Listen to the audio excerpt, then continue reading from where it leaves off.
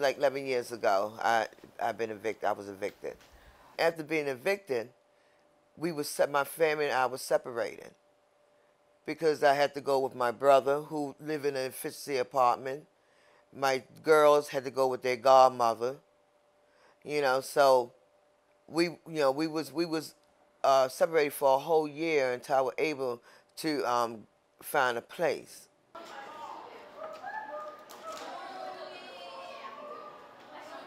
For a long time, we haven't known how big of a problem eviction was. We didn't know what it was doing to families. The housing crisis isn't at the top of our domestic agenda, and it absolutely should be.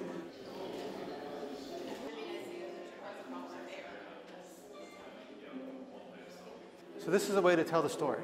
It's a way to tell the story by new facts and new statistics, but importantly, it's a way to tell the story by elevating the voices of the families that have been evicted and have faced this crisis. It was very humiliating. It was hurting. It was embarrassing. I felt like a failure. Not only to myself, I felt a failure to my kids. One of the things that this eviction exhibit does is help us throw this problem into the light. Take a problem that's been invisible and put it on the map. I think that's the first step.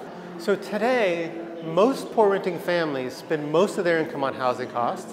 1 in 4 of poor renting families spend 70% of their income just on rent and utilities. So to someone that would ask me, hey, is this just irresponsibility? I would respond by saying it's more inevitability. When you're paying 70, 80% of your income on a housing cost, a very small misstep can lead you to get evicted.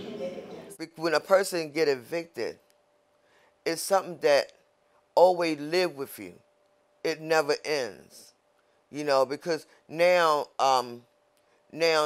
legally, when you rent another place, that eviction goes with you. So your previous landlord always knows that you've been evicted before. So now he's going to use it to his advantage to make sure that he could, I say, milk you.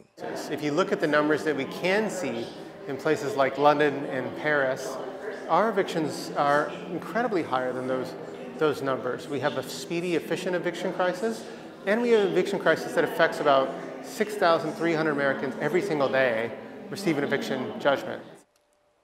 I think the laws need to look at people as human. Look at us. If you could look at an animal and don't want to see an animal on the street, then why would you want to see a human on the street?